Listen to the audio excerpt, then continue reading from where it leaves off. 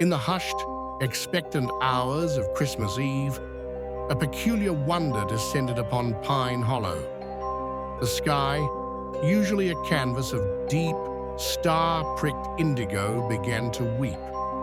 Not with white flakes, but with a soft, shimmering crimson. The townsfolk, peering from frosted windows, gasped in collective awe. They spoke of miracles, of a festive blessing painted by some celestial hand. Children, their faces alight with innocent joy, rushed out to catch the ruby crystals on their tongues. They built snowmen with eyes of coal and smiles of scarlet. The world transformed into a breathtaking, blood-red dreamscape. No one questioned the unnatural beauty, not yet. A strange warmth seemed to emanate from the falling flakes, a deceptive comfort. It settled over the village like a velvet shroud, muffling the usual sounds of holiday cheer. A silence began to creep in, subtle and unsettling. The air grew heavy with an unspoken promise, or perhaps a threat. Then the whispers began, hushed at first, then growing into frantic cries. Empty beds were discovered in the morning light, small shoes left neatly by the hearth. The first child was gone, then another, and another. Panic clawed at the hearts of parents.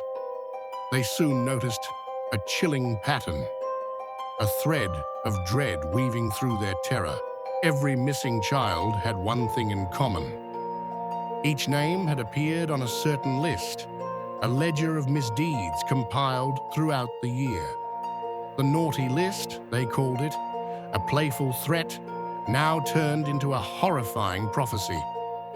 The red snow continued to fall, a silent, crimson witness. Its beauty now seemed sinister, a mocking veil over the town's growing despair.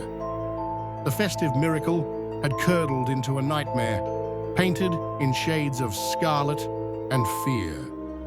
Among the frantic parents was Thomas, his own son's name etched into the dreaded list. He refused to surrender to the creeping horror. With a lantern and a desperate prayer, he plunged into the forest. The trees, cloaked in crimson, loomed like skeletal sentinels. The silence here was absolute, broken only by the crunch of his boots on the blood-red snow. Every shadow seemed to writhe. Every gust of wind whispered his son's name.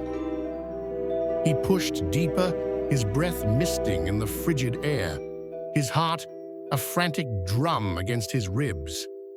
The forest grew denser, darker, the red snow piling higher, obscuring the path.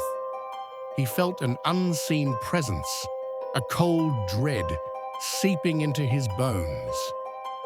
The air grew heavy, charged with an ancient, malevolent energy.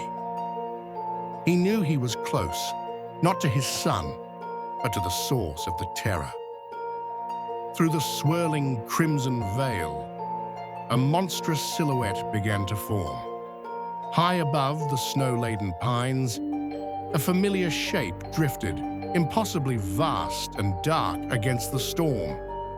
It was a sleigh, but not one of joy. Beneath it, something else moved. A shadow among shadows, low to the ground. It ran on all fours, a grotesque parody of a beast, its movements jerky and unnatural. A chilling sound echoed through the woods. The metallic scrape of heavy chains dragged across the frozen earth. They clanked and rattled, a dreadful accompaniment to the silent, crimson descent. Thomas could not scream. He could only watch as the two shadows, one above, one below, vanished into the heart of the storm. The red snow continued to fall, burying the truth and the children beneath its horrifying, beautiful shroud.